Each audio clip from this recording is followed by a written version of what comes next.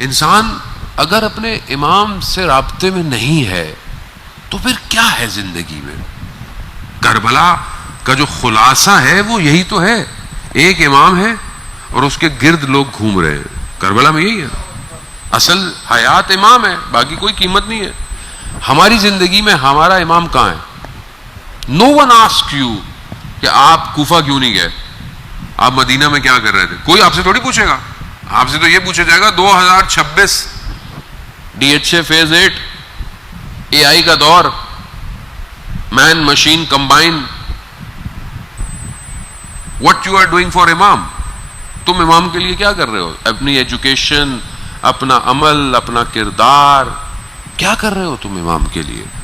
جانے وقت آیت اللہ شمس الدین اپنی کتاب روزگاران میں ایک شخص کا واقعہ بیان کرتے ہیں کہ وہ جو ہے وہ مشہد کی زیارت کے لیے نکلا تھا، راستے میں چور پڑ گئے اور اس کا سامان لوٹ لیا گیا.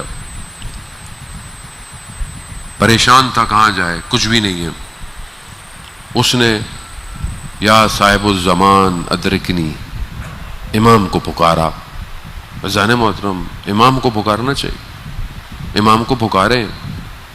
ہم جس سے بھی معصوم سے متصل ہوتے ہیں نا، توسل کرتے ہیں، آپ کو پتہ ہے وہ سب گزارشات امام زمانہ کے پاس آتی ہیں، کیونکہ اس وقت حجت خدا زمین پر وہی ہے. بغیر اس کے سگنیچر کے کوئی بھی چیز فلائی نہیں کرتی. یہ آپ کا عقیدہ ہے، یہ ہمارا عقیدہ یہی ہے، ہمارا امام سب کچھ ہے. تو اس نے پکارا، بہت پکارا، دیکھا کہ امام آ گیا. اس کو نہیں پتا چلا، ایک جوان آیا ہے اور اس نے بولا کیا پریشانی ہے؟ کہا وہ مال نہیں ہے، پریشان ہوں، جانا تھا. کچھ دیا، کہا یہ لو.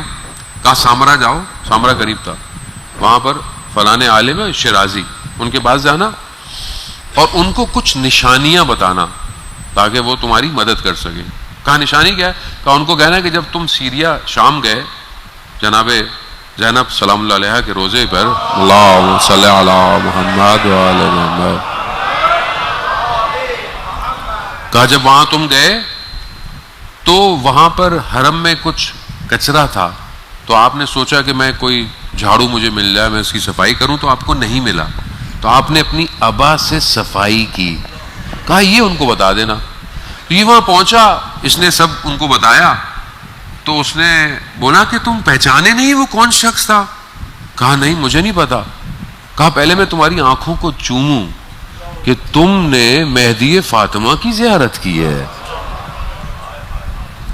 اور کہا کہ مجھے نہیں پتا تھا کہ جب میں وہاں صفائی کر رہا تھا تو امام مجھے دیکھ رہے تھے. عزیزان محترم، ہمیں نہیں پتا کہ آج ہماری مجلسوں میں کون سی مجلس میں ہمارا امام ہمیں دیکھ رہا ہے. اصل وارث تو وہی ہے، اصل کربلا کا وارث وہی ہے، عزا کا وارث وہی ہے. عزیزان محترم، اس لیے توسل بہت ضروری ہے. اب جوان ہے ماشاءاللہ سب، اور انسان اللہ کی بارگاہ میں متصل ہو، امام سے گفتگو کرے، ہر روز امام کی سلامتی کا صدقہ دیا کرے، اپنے سے پہلے امام کی سلامتی کا صدقہ، امام کو یاد کرے، امام کے لیے کوئی نہ کوئی کام کرے، کسی کا خیر کرے، بھلا کرے. انتظار گھر میں بیٹھنے سے نہیں ہوتا، انتظار کے لیے کچھ کرنا پڑتا ہے. تو وہ کریکٹرسٹکس جو ہے وہ بہرحال اپنے اندر اپنائیں. بہرحال آپ جوان ہیں عزیزان محترم، اور جوانی کی قدر کو پہچانے. صدر اسلام میں ایک جنگ میں رسول خدا حضرت محمد مصطفیٰ اللہم صلی اللہ یا علی اللہم صلی اللہ محمد.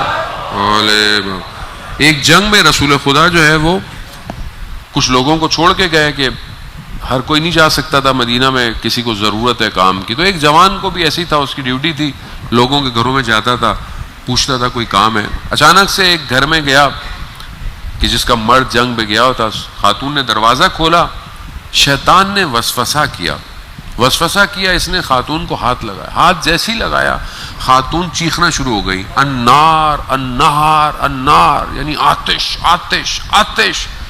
ایسا اس نے بولا کہ اس کے وجود میں وہ آگ لگ گئی. ایسی آگ لگی جیسے آپ پیٹرول ڈالتے ہیں اور تیلی لگا دیں، اس کے وجود میں آگ لگی. یہ دیوانہ ہوتا ہوا النار النار بیابانوں میں چلا گیا توبہ کرنے. ہاتھ لگا صرف. جیسے رسول خدا واپس آئے، رسول خدا کو پتہ چلا کہ جوان نے ایسا کیا ہے اور وہ توبہ کرنے کے لیے بیابانوں میں گریا کر رہا ہے. خدا نے رسول خدا کو خطاب کیا، رسول اسے بلا لو، ہم نے اس کی توبہ کو قبول کر لیا ہے. خدا رحمان. مسجد میں نماز ہوئی، یہ پڑھنے آیا، رسول خدا ممبر پہ بیٹھے، یہ شرم سے نگاہیں جھکائے بیٹھا تھا. رسول خدا نے قرآن کی آیات کی تلاوت کی. بسم اللہ الرحمن الرحیم، الہاکم التکاثر حتی زرتم المقابر کلا سوف تعلمون. جیسے ہی یہ سورت ختم ہوئی، اس شخص نے ایک ہچکی لی، مر گیا. مر گیا. قیامت ایسی ہے، آخرت ایسی ہے. دنیا کی لذتیں بہت تھوڑی سی ہیں، تھوڑی دیر ہے. تھوڑی دیر کی لذت انسان کتنا گھاٹے کا سودا کرتا ہے. امام تک نہیں پہنچ سکتا. انسان کا اگر ذہن آلودہ ہے، کیسے امام زمانہ کے خیال کو ذہن میں لائے گا؟ کیسے لائے گا؟ آپ خود سوچیں نا. آپ احترام میں اپنے گھر والوں کو، کسی کو، کوئی بھی مہمان، آپ کیا اس پلیٹ میں کھانا دیں گے جس میں کوئی نجاست ہو؟ آپ کے پلیٹ میں تو تھوڑا سا نشان بھی ہوتا ہے تو آپ کہتے ہیں تھوڑا سا صاف کر کے دو، مہمان ہیں پانی پلا رہے ہیں. آپ کسی کو کھانا کھلاتے، پانی پلانے کے لیے بھی اس نجاست کو صاف کر کے دیتے ہیں. تو آپ اس ذہن میں اس حجت خدا کا خیال کیسے لائیں گے اگر اس میں دنیا کی نجاستیں ہوں؟